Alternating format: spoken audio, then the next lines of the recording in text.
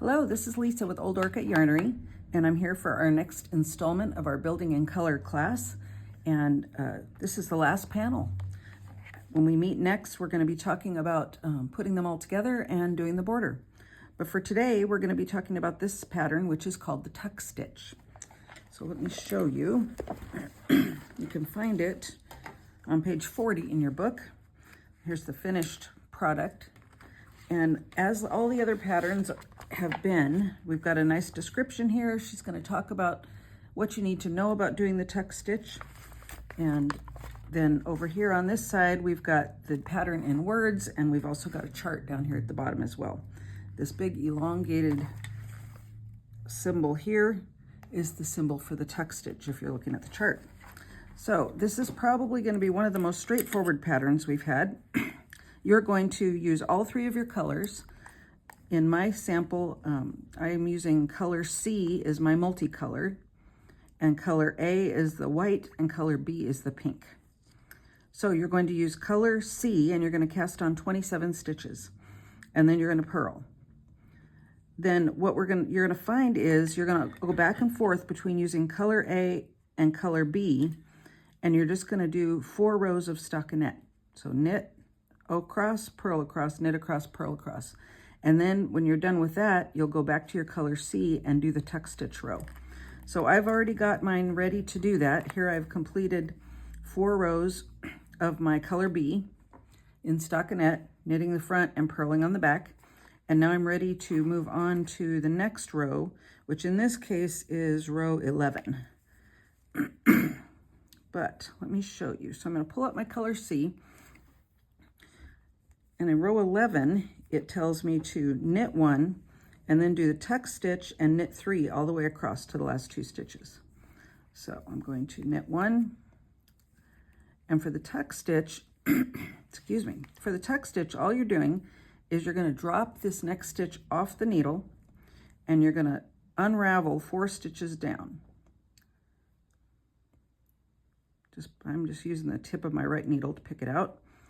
And you'll know it's 4 because that's how many rows we have of this color pink right now in my example, until we get down to the next stitch in the color C. You'll notice I'm kind of holding my finger under here. I don't want it to drop down any further. So I'm holding it here, and then I'm going to insert my needle into that stitch and go behind all those ladders. You see that there? And then I'm going to go ahead and knit by pulling the yarn behind those ladders and through that stitch. And now I'm going to knit 3. Let me knit 3, and then we can look back at that tuck stitch. So what it does is it pulls up the yarn in between to make this little bubble. In fact, she even calls it on the other page, a tricolor blister pattern uses the tuck stitch. And so that's what this is called. And it makes this little, not really a bobble but I guess it's a blister is what she's calling it, but it's raised. So knit 3, and now I'm going to do another tuck stitch. I'm going to drop the next stitch off my left needle, and I can either pull to unravel or use my right needle tip. I just don't want it to go too far, so I'm holding my finger down here where I want to stop. Then I'm going to insert my needle into that stitch, go behind all those ladders, and knit, and then 3, tuck stitch, drop the stitch, drop down 4, go into that next stitch, and knit it behind all those ladders. And then 3,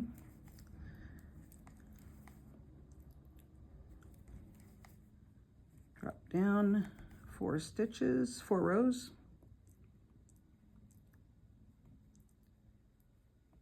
go into the stitch, go behind the ladders with my needle, and knit. And 3, and tuck stitch all the way across. Then on the wrong side, you're going to purl. Here we go, almost done with this. Down to the end, 4. Oops, almost lost it. Now, of course, if you lose it, you can ladder up just like you would normally. I just prefer not to. So I'm trying to make sure I don't. All right, and pull it through. I split it a little bit. All right, hang on.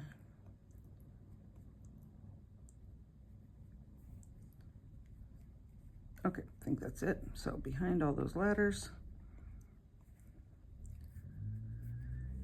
and knit it. There we go, and knit 3. Now rows 5 and 11 are where the tuck stitches are. They're offset a little bit so that these little bubbles aren't stacking up right on top of each other. You see how the white is offset from the pink, going back and forth? So to do that, in row 5, you start off with knitting 3 and then doing the tuck stitch and knit 3. And in row 11, you knit 1 and then do the tuck stitch and knit 3. And that offsets them. Now I found, I started keeping track of my rows just like I normally do with my little, hang on, let me finish this tuck stitch and I'll show you. With my little Post-it. It's a 12-row repeat. And you're just supposed to repeat that until you have your 36-inch length or whatever length you're going for. I started keeping track and then I realized I really didn't need to because it's just alternating 4 rows of stockinette in one color and then the tuck stitch row and then purling that color. And then 4 rows of stockinette in the next color and then the tuck stitch and so on. So I just had to keep track of, I know that my pink is row 11, so that's the one where I just knit 1 and do a tuck stitch. And my white is the tuck stitch on row 5, is the tuck stitch after my white. So, all right, almost to the end. So I just stopped keeping track. I found it went pretty quickly, and so there just wasn't really any need to keep track. Okay, so tuck stitch and knit 3, repeat to the last 2, and do a tuck stitch again, and then knit 1. So we're gonna drop.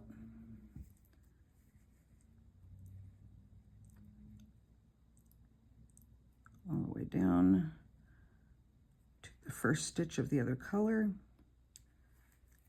tuck stitch again, and knit 1.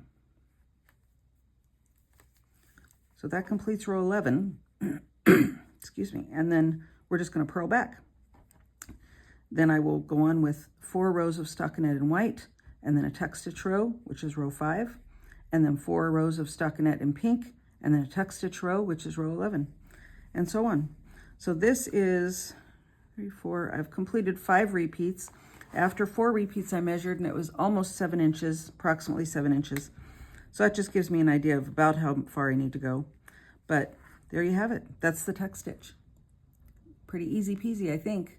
As always, let me know if you have any problems or questions. Happy to hear from you and I can't wait to see your progress. Bye.